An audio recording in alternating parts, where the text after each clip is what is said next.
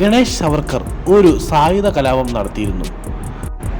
കലാപത്തിന് ആസൂത്രകൻ ദാമോദർ സവർക്കർ ആണെന്ന് ബ്രിട്ടീഷ് ഭരണകൂടം ആരോപിച്ചു.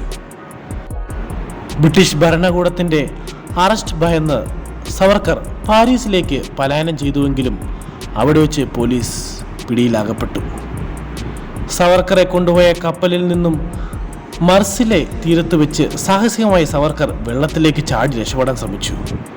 അദ്ദേഹം നീന്തി, എങ്കിലും അദ്ദേഹം വീണ്ടും പോലീസിന്റെ പിടിയിലായി. കപ്പലിൽ നിന്നും രക്ഷപ്പെടാൻ അദ്ദേഹത്തെ കൊണ്ടുപോകാനായി തൻ്റെ സുഹൃത്ത് അവിടെ എത്തിച്ചേരുമെന്നുള്ള പദ്ധതി പ്രകാരമായിരുന്നു സവർക്കർ ഈ സാഹസത്തിന് തുനിഞ്ഞത്. എന്നാൽ സുഹൃത്ത് എത്താൻ വൈകിയതോടുകൂടി രക്ഷപ്പെടൽ ശ്രമം പരാജയപ്പെട്ടു.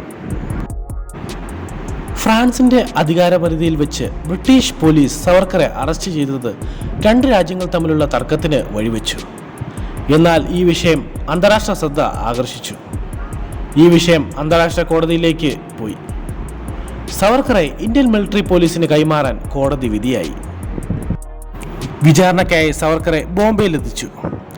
പൂണെയിലുള്ള എർവാഡ ജയിലിലേക്കാണ് അദ്ദേഹത്തെ മാറ്റിയത്.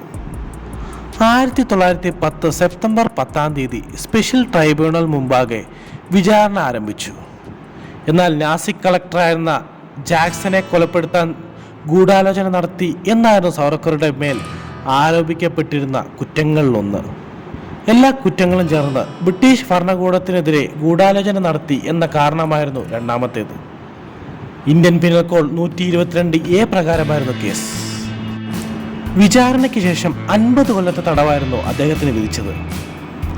1911 ജൂലൈ 4 സവർക്കറെ ആൻഡമാൻ നിക്കോബാർ തടവറയിലേക്ക് അയച്ചു.